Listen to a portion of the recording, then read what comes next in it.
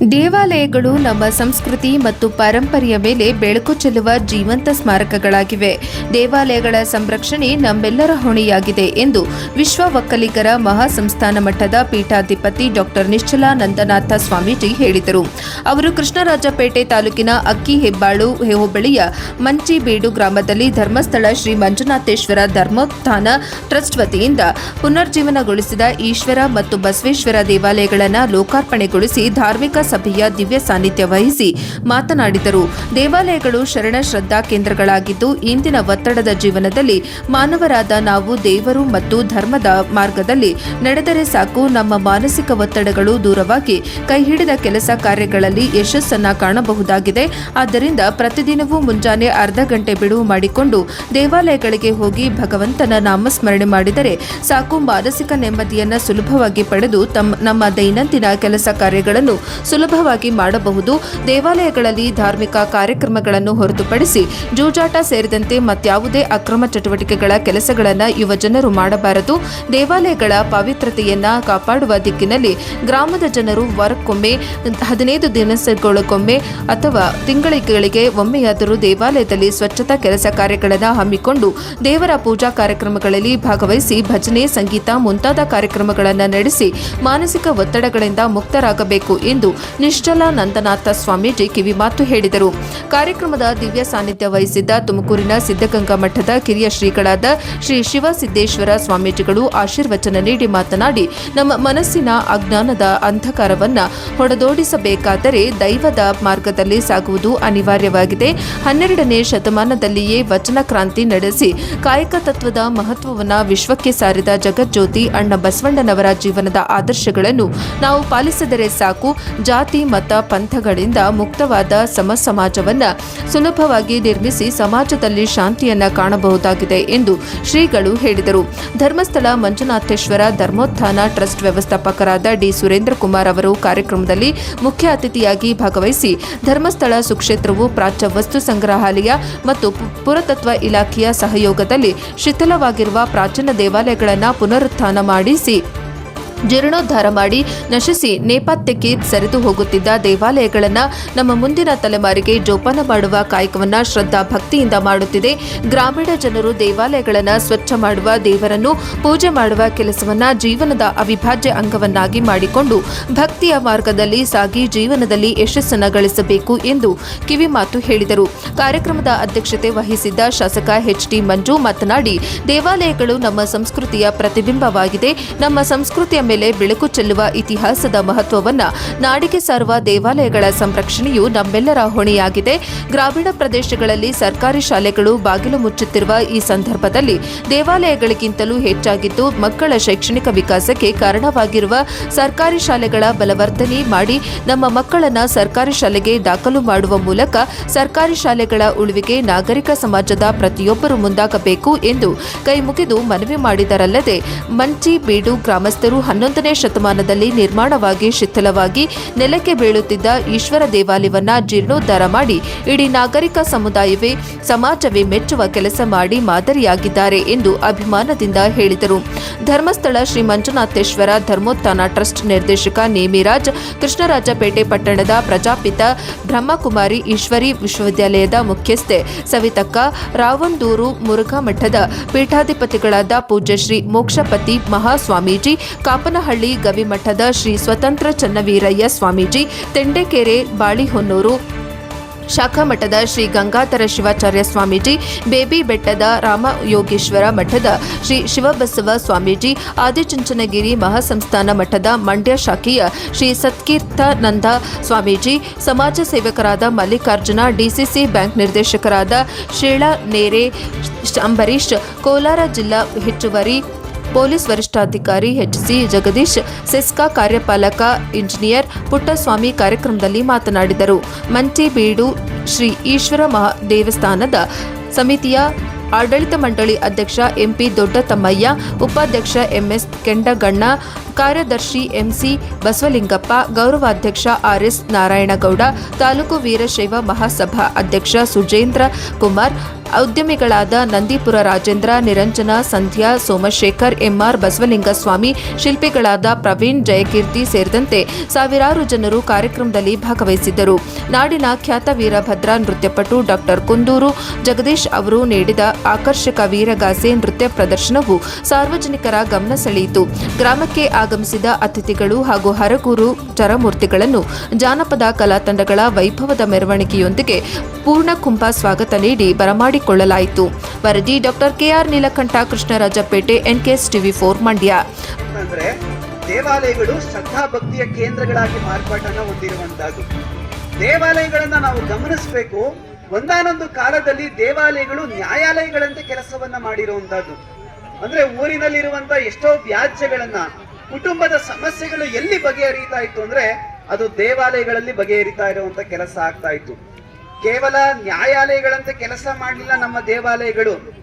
ಬಹಳ ಮುಖ್ಯವಾಗಿ ಆಧುನಿಕ ಜಗತ್ತಿನಲ್ಲಿ ಇವತ್ತು ಶಿಕ್ಷಣ ಅಂತ ಕರಿತಾ ಇದೀವಲ್ಲ, ಇವತ್ತು ಶಿಕ್ಷಣ ವ್ಯವಸ್ಥೆಗೆ ತನ್ನದೇ ಆಗಿರ್ತಕ್ಕಂಥ ಮೂಲಭೂತ ಸೌಕರ್ಯಗಳಿದ್ದಾವೆ.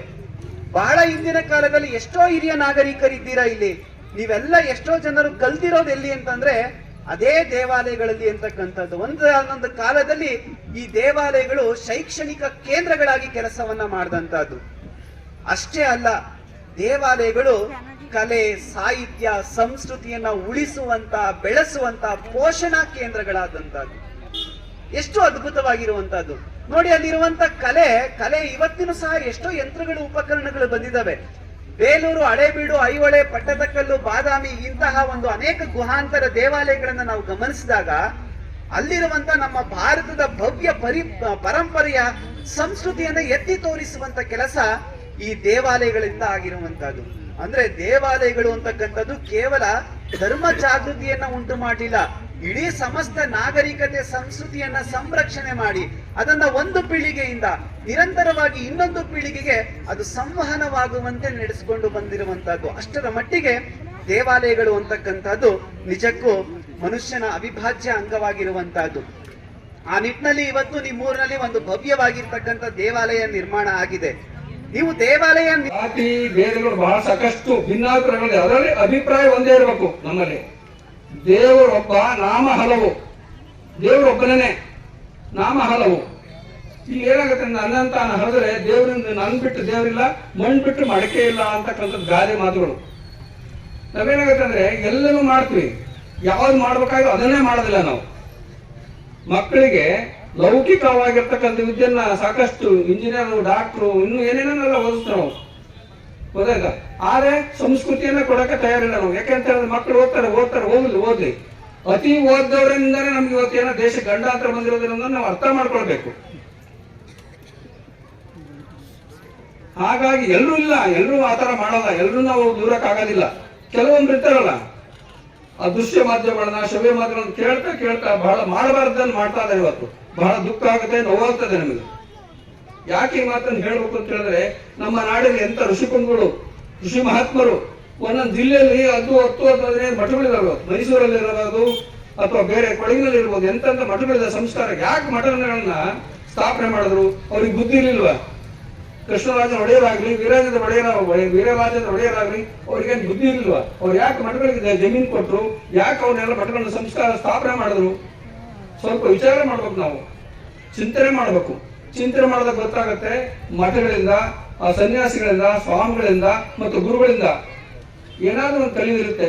ಬಂಧುಗಳು ಆಗುವರು, ಬಂದುಂಡು ಹೋಗುವರು, ಬಂಧನವ ಕಳೆಯಲರಿಯರು, ಗುರುವಿಂದ ಬಂದು ಉಂಟೆ ಅಂತ ಸರ್ವಜ್ಞ ಹೇಳ್ತಾನೆ. ಆದ್ರಿಂದ ಗುರುಗಳಾಗಿರ್ತಕ್ಕಂಥ ಎಲ್ಲರೂ ಸಹ ನಿಮ್ಮ ಮಕ್ಕಳು, ನಿಮಗೆ ಮಾತ್ರ ಮಕ್ಕಳಾದ ಗುರುಗಳಿಗೆ ನೀವೆಲ್ಲರೂ ಸಹ ಮಕ್ಕಳನ್ನೇ. ರಾಜಣ್ಣ ಅಂತ ಒಬ್ರು ಇಲ್ಲಿ ಸರ್ವೆ ಡಿಪಾರ್ಟ್ಮೆಂಟ್ ಅಲ್ಲಿ ಇದ್ರು, ಭೂಮಾಪನ ಇಲಾಖೆಯಲ್ಲಿ.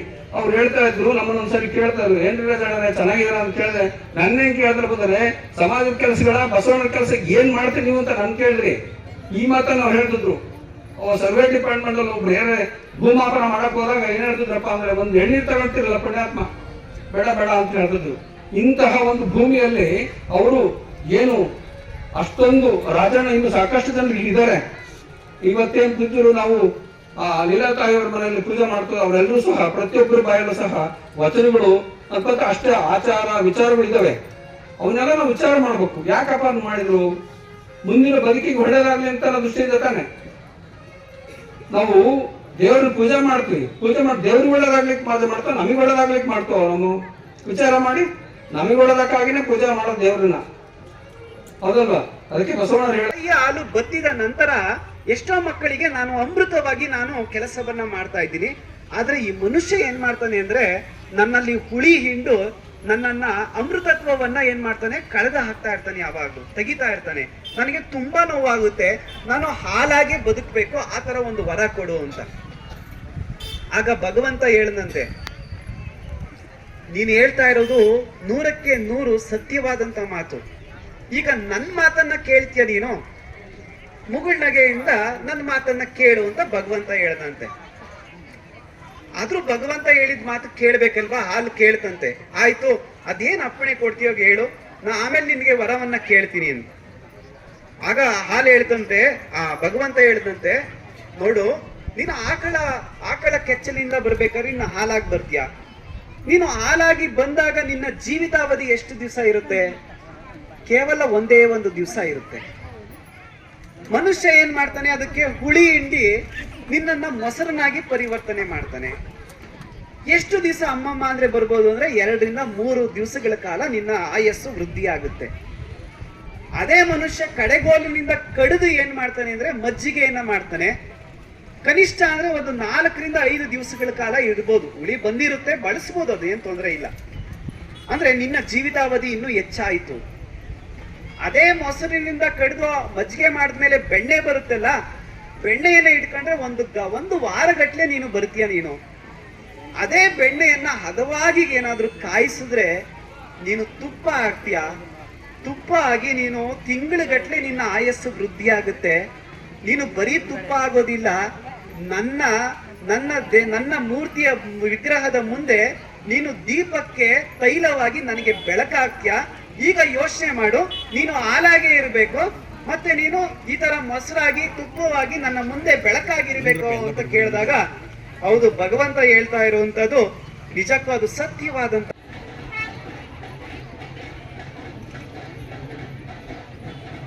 ಎಲ್ಲರಿಗೂ ನಮಸ್ಕಾರಗಳು. ವೇದಿಕೆಯಲ್ಲಿರುವಂಥ ಸಿದ್ದೇಶ್ವರ ಸ್ವಾಮೀಜಿಯವರಿಗೆ ನಮಸ್ಕಾರಗಳು. ಹಾಗೆ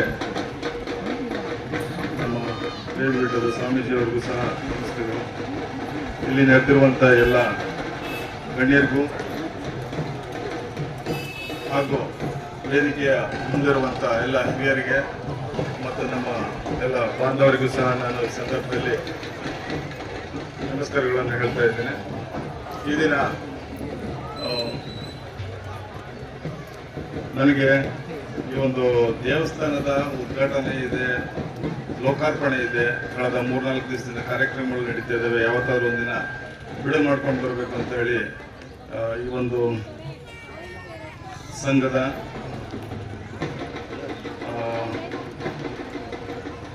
ಈ ಒಂದು ದೇವಸ್ಥಾನ ಸಮಿತಿಯ ಸದಸ್ಯರು ಹಾಗೂ ಅಧ್ಯಕ್ಷರಾದಂಥ ನಮ್ಮ ದೊಡ್ಡತಮ್ಮನವರು, ಅಂದರೆ ನಮ್ಮ ಮಾವನವರು ನನಗೆ ಬರಲಿಕ್ಕೆ ಹೇಳಿದರು. ದೇವರ ಒಂದು ಕಾರ್ಯಕ್ರಮ ಆದ್ದರಿಂದ ಈ ಒಂದು ಪುಣ್ಯದ ಕಾರ್ಯದಲ್ಲಿ ನಮಗೂ ಸಹ ದೇವರು ಒಳ್ಳೆಯದನ್ನು ಮಾಡ್ತಾನೆ, ನಿಮ್ಮ ಜೊತೆಗೆ ನಮ್ಮನ್ನು ಸಹ ಕಾಪಾಡ್ತಾನೆ ಅನ್ನೋ ಒಂದು ನಂಬಿಕೆಯ ಇಟ್ಕೊಂಡು ನಾನು ನನ್ನ ಕೋಲಾರದಿಂದ ಬಂದಿದ್ದೇನೆ. ಈ ಒಂದು ಕಾರ್ಯಕ್ರಮಕ್ಕೆ ನನಗೆ ಇಲ್ಲಿಗೆ ಕರೆಸಿದ್ದಕ್ಕೆ ಎಲ್ಲರಿಗೂ ಸಹ ನಾನು ಈ ಸಂದರ್ಭದಲ್ಲಿ ಧನ್ಯವಾದಗಳನ್ನು ಹೇಳ್ತೀನಿ. ಈಗಾಗಲೇ ಸ್ವಾಮೀಜಿಗಳು ಮಾತಾಡಿದ್ರು, ಬಹಳಷ್ಟು ಒಳ್ಳೆ ವಿಚಾರಗಳನ್ನು ಹೇಳಿದ್ದಾರೆ. ಅದರಲ್ಲಿ ಮೊದಲನೇದೇನಂತಂದ್ರೆ, ಎಲ್ಲರೂ ಸಹ ನಾವು ಚಿಕ್ಕವರಿಂದ ವಿದ್ಯಾಭ್ಯಾಸ ಮಾಡ್ಕೊಳ್ತೀವಿ, ಕೆಲವರು ವಿದ್ಯಾಭ್ಯಾಸ ಮಾಡೋದಿಲ್ಲ, ಕೆಲವರು ಬೇರೆ ಬೇರೆ ಉದ್ಯೋಗಗಳನ್ನು ಆರಿಸ್ಕೊಂಡು ಹೋಗ್ತಾರೆ, ಕೆಲವರು ಸರ್ಕಾರಿ ನೌಕರಿ ಸೇರ್ತಾರೆ, ಕೆಲವರು ಬೇಸಾಯ ಮಾಡ್ಕೊಂಡು ಮುಂದುವರಿತಾರೆ. ಹಾಗೆ ಅನೇಕ ವಿಧದ ಉದ್ಯೋಗಗಳನ್ನು ಮಾಡ್ಕೊಂಡು ಹೋಗ್ತೀವಿ. ಮುಂದೆ ವಯಸ್ಸಾದಂತೆ ಮದುವೆ ಆಗ್ತೀವಿ. ಅವ್ರು ಹೇಳ್ತಾ ಇದ್ದು, ಸ್ವಾಮೀಜಿಗಳು ಹೇಳಿದ್ದು ಬಹಳ, ನಾವು ಏನೇ ಆದ್ರೂ ಯಾವುದೇ ಹುದ್ದೆಯಲ್ಲಿರಲಿ ಅಥವಾ ಯಾವುದೇ ಸ್ಥಾನದಲ್ಲಿರಲಿ ಅಥವಾ ಏನ್ ಬೇಕಾದ್ರೂ ಆಗಿರ್ಲಿ, ಮುಂದೆ ಮದುವೆ ಆಗ್ತವೆ, ಮಕ್ಕಳಾಗ್ತವೆ. ಆದರೆ ನಮ್ಮ ಮಕ್ಕಳನ್ನ ನಾವು ಬೆಳೆಸುವಂಥದ್ದಲ್ಲಿ ಅವರು ಏನು ಮಾರ್ಗದರ್ಶನ ನೀಡಿದ್ರಲ್ಲ ಅದನ್ನು ಮಾಡಲಿಲ್ಲ ಅಂತಂದ್ರೆ ಎಷ್ಟೊಂದು ಸಮಸ್ಯೆಗಳನ್ನು ಅನುಭವಿಸ್ಬೇಕಾಗ್ತದೆ.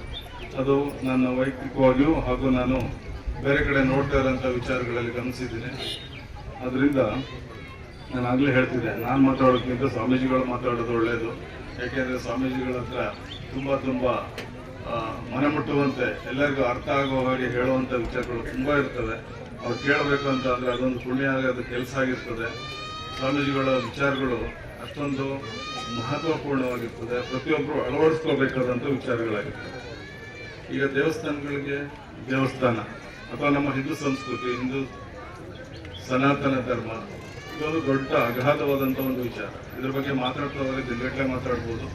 ಅದರಲ್ಲಿ ಪ್ರಮುಖವಾಗಿ ದೇವಸ್ಥಾನನ ಒಂದು ಕಟ್ಕೊಳ್ಳುವಂಥ ಉದ್ದೇಶ, ನಾವು ಎಲ್ಲರೂ ಬೇರೆ ಬೇರೆ ಉದ್ಯೋಗದಲ್ಲಿ ಇರ್ತೀವಿ, ಬೇರೆ ಬೇರೆ ಮನಸ್ಥಿತಿಯನ್ನು ಹೊಂದಿರ್ತೀವಿ. ಆದರೆ ದೇವರದ ವಿಚಾರ ಬಂದಾಗ, ಧರ್ಮದ ವಿಚಾರ ಬಂದಾಗ ನಮ್ಗೇನಾಗ್ತದೆ, ಒಂದು ನಮ್ಮನ್ನು ನಿರ್ದಿಷ್ಟವಾಗಿ ಒಂದು ವಿಚಾರದಲ್ಲಿ ಹಿಡಿದಿಡುವಂಥ ಒಂದು ಸ್ಥಳ ಆಗ್ತದೆ ದೇವಸ್ಥಾನ. ನಮಗೆ ಅನೇಕ ಸಮಸ್ಯೆಗಳು ಬಂದಾಗ ನಾವು ಕೊನೆಗೆ ಹೋಗೋದು ದೇವಸ್ಥಾನಕ್ಕೆ. ಯಾಕಪ್ಪ ಅಂತಂದರೆ ದೇವಸ್ಥಾನದಲ್ಲಿ ಹೋದರೆ ನಮಗೆ ಕೆಲವು ದೇವರು ನಮಗೆ ಮೊದಲು ಶಾಂತಿ ನೆಮ್ಮದಿಯನ್ನು ಕೊಡ್ತಾನೆ, ಆನಂತರ ದಾರಿಯನ್ನು ತೋರಿಸ್ತಾನೆ ಅನ್ನೋ ಒಂದು ಉದ್ದೇಶಕ್ಕೆ ನಾವು ದೇವಸ್ಥಾನಗಳಿಗೆ ಹೋಗ್ತೀವಿ. ದೇವಸ್ಥಾನಕ್ಕೆ ಹೋದಾಗ ಸಾಮಾನ್ಯವಾಗಿ ಏನಾಗ್ತದೆ, ಎಂಥವರೇ ಇದ್ರೆ ಒಬ್ಬರನ್ನೊಬ್ಬರು ದ್ವೇಷ ಮಾಡುವಂಥ ಮನೋಭಾವನೆ ಇರೋದಿಲ್ಲ. ಆ ಮನೋಭಾವನೆ, ಈ ಕೆಟ್ಟ ವಿಚಾರಗಳನ್ನು ನಾವು ಸಾಮಾನ್ಯವಾಗಿ ದೇವಸ್ಥಾನದ ಆ ಒಂದು ಪ್ರದೇಶದಿಂದ ಬಿಟ್ಟು ದೇವಸ್ಥಾನದ ಒಳಗಡೆ ಇರ್ತೀವಿ. ಇದೊಂದು ಒಳ್ಳೇದಾಗ್ತದೆ. ಅದೇ ರೀತಿ ಯಾವ ದೇವಸ್ಥಾನದಲ್ಲಿ ಗ್ರಾಮ ಠಾಣದ ವ್ಯಾಪ್ತಿನಲ್ಲಿ ಶಾಲಾ ಒಂದು ಮೈದಾನವನ್ನ ಒತ್ತಿಸ್ಕೊಂಡ ಸಂದರ್ಭದಲ್ಲಿ ಯಾವ ಮುಲಾಜಿಗೂ ಒಳಪಡದೇ ನಿರ್ದಾಕ್ಷಿಣ್ಯವಾಗಿ ಅದನ್ನ ಒತ್ತುವರಿನ ತೆರವು ಮಾಡಿಸುವಂತ ಕೆಲಸ ಮಾಡಿದ್ರು. ಇತ್ತೀಚೆಗೆ ಬಂದಂತ ಅನೇಕ ಅಧಿಕಾರಿಗಳಿಗೂ ಸಹ ನಾನು ಅದನ್ನೇ ಹೇಳ್ತಾ ಇದ್ದೀನಿ. ನಮ್ಮ ಪಕ್ಷದಲ್ಲೇ ಆಗಿರ್ಲಿ, ಬೇರೆ ಯಾರೇ ಬಂಧುಗಳಿಗೂ ಸಹ ಕೆರೆ ಒತ್ತುವರಿ ವಿಚಾರದಲ್ಲಿ ನಾವ್ಯಾರು ಸಹ ಅದಕ್ಕೆ ಮುಲಾಜು ಉಳ್ಕೊಳ್ಳೋದು ಮಾಡದ ಅನ್ನೋ ಮಾತನ್ನ ಶಾಸಕನಾಗಿ ಅವ್ರಿಗೂ ಸಹ ಪದೇ ಪದೇ ಹೆಚ್ಚಿನದಾಗಿ ಹೇಳ್ತಾ ಇದ್ದೀವಿ. ಜೊತೆಗೆ ಇವಾಗ ದೇವಸ್ಥಾನದ ತಮಗೆಲ್ಲ ಗೊತ್ತಿದೆ, ಎಲ್ಲಿ ದೇವರಿರ್ತಾನೆ ಅಲ್ಲಿ ಭಕ್ತಿ ಬಹುತೇಕ ಭಕ್ತಾದಿಗಳು ಜಾಸ್ತಿ ಹೋಗ್ತಾರೆ. ಸಮಾಜ ಕಂಟಕ, ಸಮಾಜಘಾತಕ ಕೆಲಸಗಳು ಜಾಸ್ತಿಯಾಗಿ ನಡೆಯಲ್ಲ. ದೇವರ ಒಂದು ಮರ್ಯಾದೆ ದೇವರ ಕೊನೆಗೆ ಆ ದೇವರ ಬೈದಿಂದಾರು ಸಹ ನಡೆಯಲ್ಲ ಅನ್ನೋ ಮಾತು ನಮ್ಗೆಲ್ಲರೂ ಗೊತ್ತಿರುವಂತ ವಿಚಾರ. ಮತ್ತೊಂದು ಮಾತು ಹೇಳಿದ್ರು, ಇವತ್ತು ಗ್ರಾಮದ ನಮ್ಮ ತಾಯಂದಿರು, ಅಕ್ಕ ತಂಗಿಯರು ತಮ್ಮ ಒಂದು ಕಾರ್ಯಕ್ರಮಗಳನ್ನ ದೇವಸ್ಥಾನದಲ್ಲಿ ಆವರಣದಲ್ಲಿ ಮಾಡಿ ಅಂತ. ನಿಜ, ಒಂದು ದೇವರಲ್ಲಿ ಭಕ್ತಿ ಮತ್ತು ಭಕ್ತಿಗೀತೆಗಳನ್ನ ಆಡೋದ್ರಿಂದ ನಮ್ಮ ಮನಸ್ಸು ಸಹ ಶುಭ್ರ ಆಗುತ್ತೆ, ಬದ್ಧತೆಯಿಂದ ಒಂದು ಜೀವನವನ್ನು ನಡೆಸಬಹುದು ಅನ್ನೋ ಮಾತನ್ನು ಸಹ ಹೇಳಿದ್ದಾರೆ. ಅವೆಲ್ಲರಿಗೂ ಸಹ ಸಮಾಜಕ್ಕೆ ಉತ್ತಮವಾದ ಮಾರ್ಗದರ್ಶನ ಇರುವಂತಹ ಒಂದು ಸಂದೇಶ ಅನ್ನೋ ಮಾತನ್ನ ಈ ಸಂದರ್ಭ ಹೇಳ್ತಾ, ಅವೆಲ್ಲರೂ ಸಹ ನಾನು ಇವತ್ತು ಈ ಸಂದರ್ಭ ಈಗ ಗ್ರಾಮಕ್ಕೆ ಮೊನ್ನೆನೇ ಬರಬೇಕಾಗಿತ್ತು, ನಮಗೂ ಅನೇಕ ಕಾರಣದಿಂದ ಬರಕ್ಕಾಗ್ಲಿಲ್ಲ. ಈ ಒಂದು ಕಾರ್ಯಕ್ರಮ ಪ್ರದರ್ಶನದಲ್ಲಿ ನಮ್ಮ ಗುರುಗಳು, ಎಲ್ಲಾ ಗುರುಗಳಿಗೂ ಸಹ ವೇದಿಕೆ ಹಂಚಿಕೊಳ್ಳಲಿಕ್ಕೆ ಅವಕಾಶ ಮಾಡಿಕೊಟ್ಟಂತ ಸಂದರ್ಭ ಇದು. ಒಂದೊಂದು ಮಾತನ್ನ ಈ ಸಂದರ್ಭ ಹೇಳ್ತಾ, ಒಂದು ದೇವಸ್ಥಾನದ ಜೀರ್ಣೋದ್ಧಾರಕ್ಕೆ ನಮ್ಮ ದೇವಸ್ಥಾನ ಜೀರ್ಣೋದ್ಧಾರ ಸಮಿತಿಯವರು ಪದೇ ಪದೇ ಬಂದು, ಇಲ್ಲ ನನಗೆ ಇವತ್ತು ಬರ್ತಾ ಇರೋದು ಒಬ್ಬ ಶಾಸಕ, ವಿರೋಧ ಪಕ್ಷ ಶಾಸಕ, ಅನುದಾನ ತುಂಬಾ ಕಮ್ಮಿ ಇದೆ, ಬಂದಂತ ಅನುದಾನದಲ್ಲಿ 422-23 ಹಳ್ಳಿ ಇದೆ, ಹೆಚ್ಚು ಕಮ್ಮಿ 350-60 ಹಳ್ಳಿಗೆ ಅಷ್ಟು 10 ಲಕ್ಷ 15 ಲಕ್ಷ ಹಾಕಿದ್ದೀವಿ. ಗ್ರಾಮೀಣ ಪ್ರದೇಶದ ರಸ್ತೆ ವಿಚಾರಕ್ಕೆ ಒಂದು ನಮ್ಮ ಬಸವಲಿಂಗಪ್ಪ ಅವರ ಒಂದು ತುಂಬಾ ಬೇಡಿಕೆ ಇದ್ದ ಸಂದರ್ಭದಲ್ಲಿ ತಮ್ಮ ಗ್ರಾಮಕ್ಕೂ ಸಹ ಗ್ರಾಮದ ರಸ್ತೆಗೆ, ಮಂಚಿಬೀಡಿಗೆ ಗ್ರಾಮದ ರಸ್ತೆಗೆ ಒಂದು 15 ಲಕ್ಷ ಹಾಕಿದ್ವಿ. ದೇವಸ್ಥಾನದ ಜೀರ್ಣೋದ್ಧಾರಕ್ಕೂ ಸಹ ಮೊದಲನೇ ಬಾರಿ 3 ಲಕ್ಷ ಕೊಟ್ಟಿದೆ, ಇವಾಗ ಒಂದು 5 ಲಕ್ಷ ಕೊಟ್ಟಿದ್ದೀನಿ.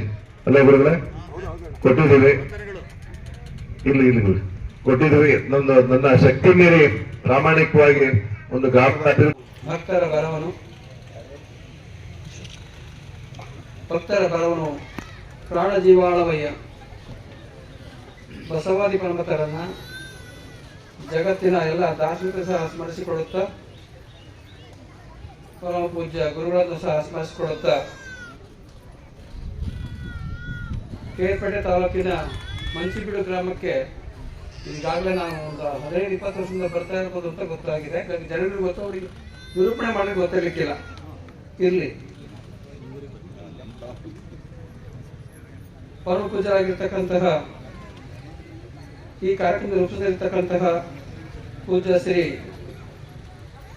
ಸತ್ಕೀರ್ತಿ ನಾಥ ಸ್ವಾಮೀಜಿಯವರಲ್ಲಿ, ಪೀಠಾಧ್ಯಕ್ಷರು ಆದಿಚುಂಚನಗಿರಿ ಮಹಾಸಂಸ್ಥಾನ ಮಠ ಮಂಡ್ಯ ಅವರಲ್ಲಿ, ಶ್ರೀ ಮಂದಿರ ಪ್ರಣವ ಸ್ವರೂಪಿ ಸಿದ್ಧಲಿಂಗ ಮಹಾಸ್ವಾಮಿಗಳು ಸಿದ್ಧಗಂಗಾ ಮಠ ದಯಮಾಡಿಸಬೇಕಾಯಿತು. ಅವರು ನಾವು ಸಹ ನಿನ್ನೆ ಕನಕಪುರ ದೇಗುಲ ಮಠದಲ್ಲಿ ಪೂಜ್ಯರ ಲಿಂಗೈಕ್ಯರ ಕಾರ್ಯಕ್ರಮದಲ್ಲಿ ಭಾಗವಹಿಸಿದ್ರಿಂದ ಪೂಜ್ಯರಾಗಿರ್ತಕ್ಕಂತಹ ನಮ್ಮ ಆತ್ಮೀಯರಾಗಿರ್ತಕ್ಕಂತಹ ಪರಮ ಪೂಜ್ಯ ಶ್ರೀಮಂದಿರ ಪ್ರಣವ ಸ್ವರೂಪಿ ಶಿವಸಿದ್ದೇಶ್ವರ ಮಹಾಸ್ವಾಮಿಗಳು ಈ ಕಾರ್ಯಕ್ರಮದಲ್ಲಿ ಭಾಗವಹಿಸಿದರೆ ಅವರ ಆಶೀರ್ವಚನಗಳನ್ನು ಸಹ ಕೇಳಬೇಕು. ಅವರಲ್ಲಿ ಮತ್ತೊಬ್ಬರು ನಮ್ಮ ಆತ್ಮೀಯ ಪೂಜ್ಯರಾಗಿರ್ತಕ್ಕಂತಹ ಇದೀಗ ತಾನೇ ನಾವು ಸಹ ಬಂದ್ವಿ. ಪೂಜ್ಯ ಶ್ರೀಮಂದಿರ ಪ್ರಣವ ಸ್ವರೂಪಿ ಶಿವಬಸವ ಮಹಾಸ್ವಾಮೀಜಿ ಅವರು, ಪೀಠಾಧ್ಯಕ್ಷರು ರಾಮಯೋಗೇಶ್ವರ ಬೇಬಿ ಬೆಟ್ಟ ಅವರಲ್ಲಿ, ಮತ್ತು ಪೂಜ್ಯ ಶ್ರೀ ಶರದಲ್ ಬ್ರಹ್ಮ ಗಂಗಾಧರ ಶಿವಾಚಾರ್ಯ ಸ್ವಾಮೀಜಿಯವರು, ಅವರು ಸಹ ನಾವು ಸೇರ್ತಾ ಇತ್ತು ಅವರಲ್ಲಿ, ಬಾಳೆಹೊಳು ಶಾಖಾ ಮಠ ಅವರಲ್ಲಿ, ಮತ್ತು ಪೂಜ್ಯ ಶ್ರೀರಂಜನ ಪ್ರಣವ ಸ್ವರೂಪಿ ಚನ್ನವೀರಯ್ಯ ಸ್ವಾಮೀಜಿಯವರು ಶ್ರೀ ಕ್ಷೇತ್ರ ಗೋವಿಮಠ ಕಾಪನಹಳ್ಳಿ ಅವರಲ್ಲಿ. ಇದೀಗ ತಾನೇ ನಿಮ್ಮೆಲ್ಲರೂ ಸಹ